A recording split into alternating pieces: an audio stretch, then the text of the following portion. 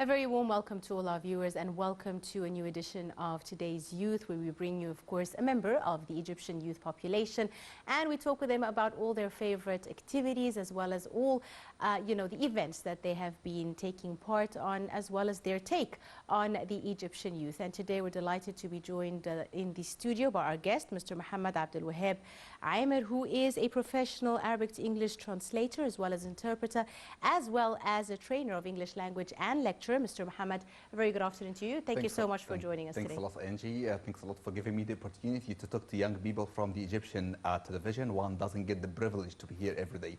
So thank you so much. Thank you so much for coming in, Mr. Mohammed. And let's start, at the very beginning, when you decided to study, translation, which is a very, very popular field, but a difficult field, really, to major in. It's difficult, but it's amazing. I'm a graduate of Faculty of Arts 2010, and I got my master's degree in 2015, and now I'm finishing my PhD studies on the same specialty, so I really like this specialty. Working in translation made me learn a lot of cultures and languages and characteristics of different countries. It's very amazing to be a translator, and after that, I worked as an interpreter. This indulged me into the work of conferencing and conference management, which is very amazing as well. So combining between translation and interpreting, I like it so much. Interpreting is actually quite challenging because it's timely. You're listening and speaking at the same time. You do not have time or the leisure of time to look for a word or an expression. You need to know a lot of information instantly. In advance. If you do not have this information, you're going to struggle. Yes, of course. So tell me, as someone who studied the English language and such a very important skill as interpreting and translating, what stands out for you, in this profession? I like this profession because it gives me the background of every single culture. I have interpreted and translated like 10 books from 2015 to 2020, and every single book I learned something new. And especially the last book that I translated in 2020 talks about the history of Vikings. I've watched the famous TV show, but reading a book, it's totally different. Much different. So you've translated it from English to Arabic? From English into Arabic in books, but you can translate from Arabic into English in different conferences and different documents. You can work vice versa. Let me ask you, Mohammed, what is easier, to translate from Arabic to English or from English to Arabic? As an Egyptian, it's much easier to translate into Arabic, but you need to be ready for the job market. The job market asks for or requires translated to English. You need to be ready. Because the Arabic language is very rich, and there's lots of terminologies. A lot of rules, grammar. The grammatical rules in Arabic is much more complex and sophisticated than English and any other languages. Do you struggle with things like jargon? So, for example, if you are in an economic conference, of course, because and there's lots of different, business jargon. A lot of young people ask me, can I be specialized in a single specialty? I tell them you can work in every single specialty, but you will. By the end, you will have your own preferences. For myself, I like politics, literature, I like criticism, I like sociology, working with the United Nations. But there are some specialties that I do not prefer, like technicalities, numbers, working with numbers. It's somehow difficult, but every single person has his own preferences, of course. Right. So, Mohammed, let me ask you, you've taken part in the Presidential Leadership Program, a very, very important initiative by President Abdel Fattah el-Sisi, made specifically and designed for Egyptian youth. Could you tell me a bit about your experiences? Okay, from the first day of his presidency, His Excellency President Abdel Fattah el-Sisi focused on empowering young people. And 2 years after that, and especially 2016, he called that year the year of young people. And then he launched what we call the Presidential Leadership Program, or the PLP. The program is a training program which focuses on graduating young people who are able to administer, to manage the administrative system of the country.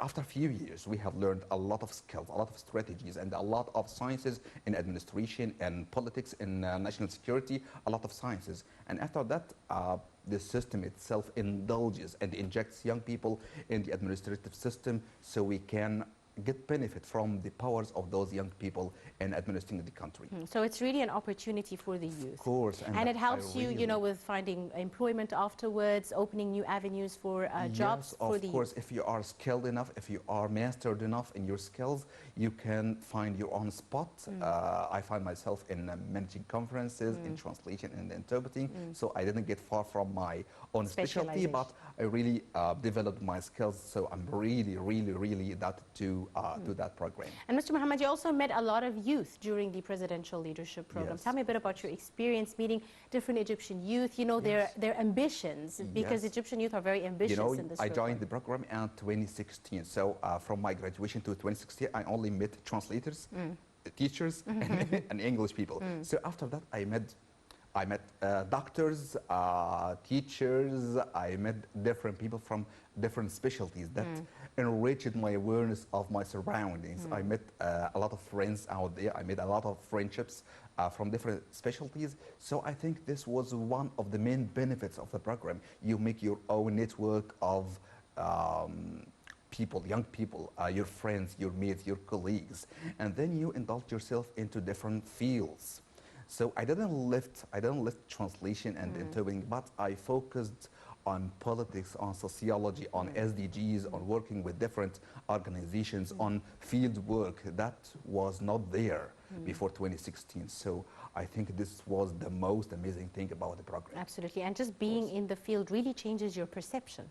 Yes, of course. Your whole reality this is shifts. One of the most critical points of my life, because I had different thoughts and small thoughts maybe before the program. But after going into the program, I felt like I need to know a lot of things about the state, about the country, about its people, about the sectors here in Egypt. I need to know a lot of information, and we learned a lot of information about the new projects, the mega projects, and not only information. I went to those projects and I saw Where them did you go? myself.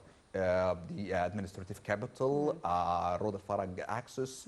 It was only bricks and a lot of projects. So it was an amazing experience, believe me. Indeed, quite an eye-opener. Right, Mr. Mohammed. And ladies and gentlemen, a short break and we'll be right back to continue with our guests this afternoon. Do stay tuned.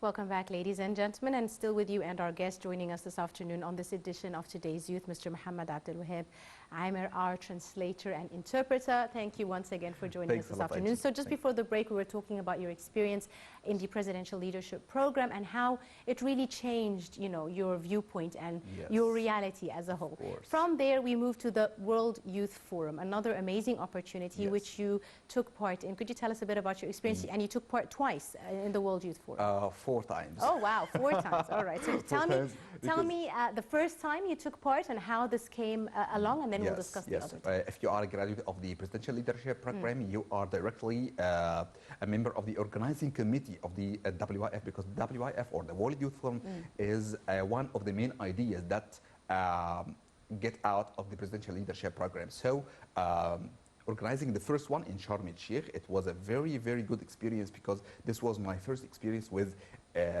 managing and administering conferences. I was a member of the media committee because I like media so much, and it's very close to language, to English, to translation. So I went to this certain committee, and I didn't change my committees from the first experience to the fourth experience. So the first one, we focused on the critical subject of terrorism, and we had a very critical session, a mock session from the United Nations Security Council, focusing on counterfeiting terrorism. After that, we made a lot of experiences and mock experiences to indulge much more people and young people into these sessions. So starting from the first WIF to the fourth edition, we canceled only the 2020 because of the COVID-19 crisis, and we just finished it in January, the last January, and we are now ready for the for the fifth edition in the next coming January, inshallah, after the COP27. So tell me, you said you were in the media committee. What were the responsibilities of the media committee? And especially because you were dealing with youth from all over the world, so you had to have coverage to suit, that magnitude. I was sure that with you like this so much. I was ready and I'm responsible for giving out media statements to media men and responsibles, and I'm writing a lot of media statements about every single session. So press releases to the media. Yes, of course, a lot of statements, and I also give words to different channels, and we had a lot of channels from Egypt, from abroad. From abroad. So I was writing statements, press releases, and also took to these channels. So tell me, the youth that you've met from all around the world, what were their perceptions? How did they? Some of them, it was their first time to visit Egypt and at the beautiful Red Sea Resort city of Sharm el-Sheikh. A very, very amazing opportunity for youth from all around the world.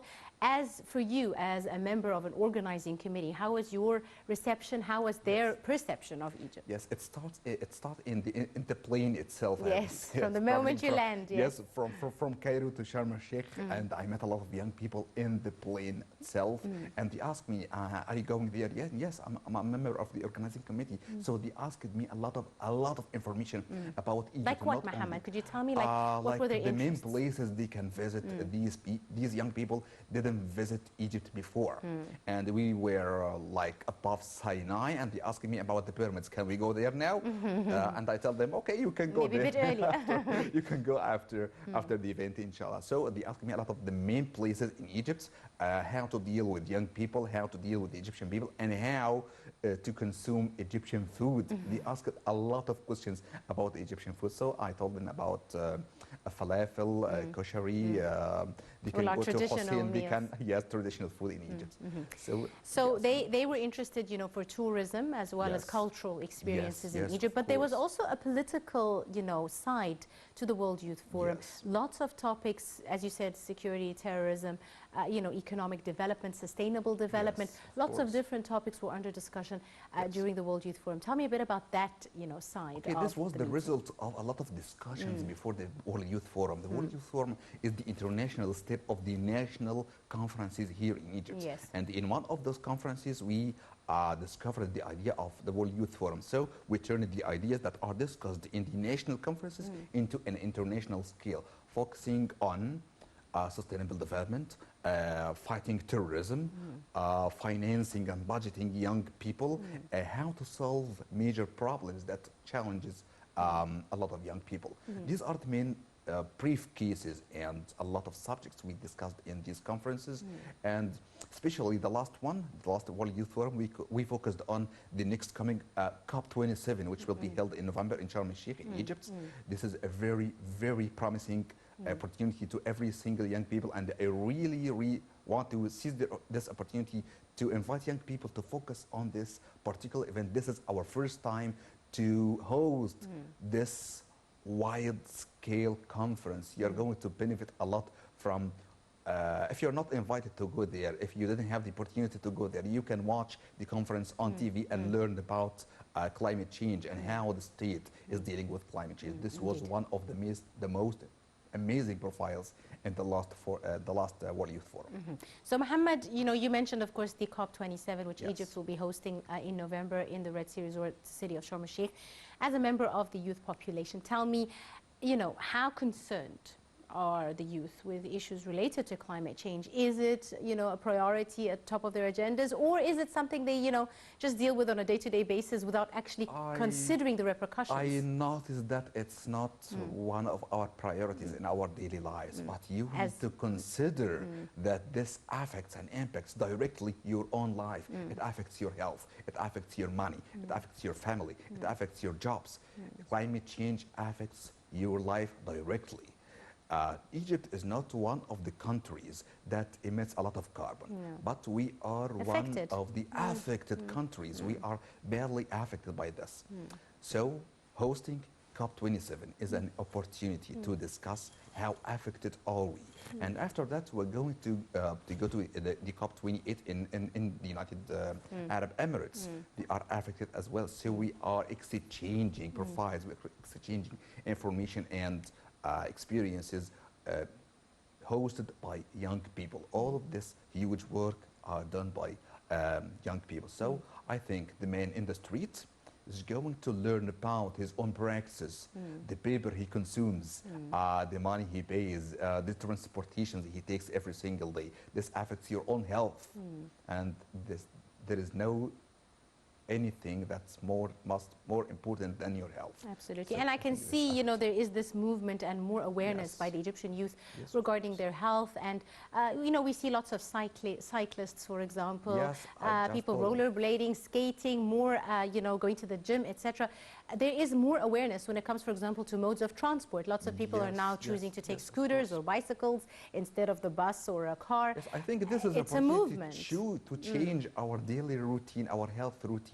If you are driving your own car from your home to your work, and from your work to your home, you're not healthy enough. You can ride a bicycle, you can go on foot, you can use a lot of different healthy transportation. You're going to have a much healthier life. of Indeed, course. right. And just before I take our next break, let me ask you about your final World Youth Forum that you took part in. What were your responsibilities? Were you still with the Yes. media committee, or did you Yes, branch of course. out? I'm now the vice president of the media committee. All right, very good. So tell me, what was the main role of the media committee Okay. on that round, and what made it more different? What was the different topics that were introduced than the first and second and third round? In the last WIF, I was the vice president of the media committee. At that certain time, I was responsible for the committee, the media committee itself. I was the president of the media committee that focuses on launching press releases and translating every single document that is inserted into the media. So every single piece of news that you watch it in the news is written, edited, and translated by us, by our committee. So I was And how many languages were you dealing with? I was the responsible of the English, Arabic, Obviously. and French. So there was English, Arabic, and French. Yes, yes. The three main. Those editions, yes. And we have other teams that focuses on maybe Italian, Portuguese, Chinese, of course, and Russian. So there were all these languages available. Yes, yes, you need to have coverage those for all the languages. because we have a lot of young people from all over the world. So you Indeed. need to discuss with them To on their cater for languages, them. of course. Absolutely right. Ladies and gentlemen, another short break and we'll be right back to continue. Do stay tuned.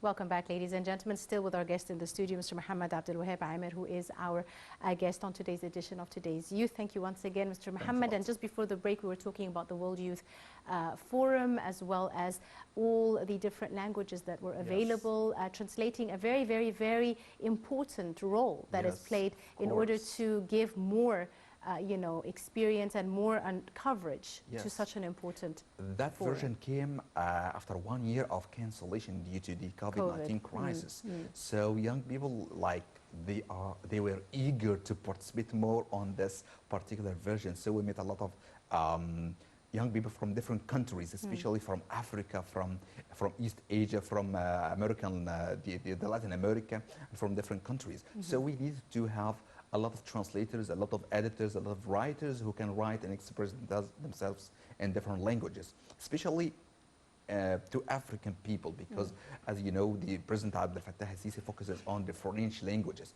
and to indulge and involve the French language into our educational system. So we focused on this on the last WIF, and a lot of African people speak in French. So we had a certain committee that focuses on the French language that is addressed to the African people. And speaking about Africa, you were telling me earlier, just before we went on air, that you also have a very wide experience with dealing with African countries and working with them. Yes. Could you tell me a bit more about this? Starting with, I'm a member of the African sector in the international relations and conferences in the Accountability Authority here in Egypt.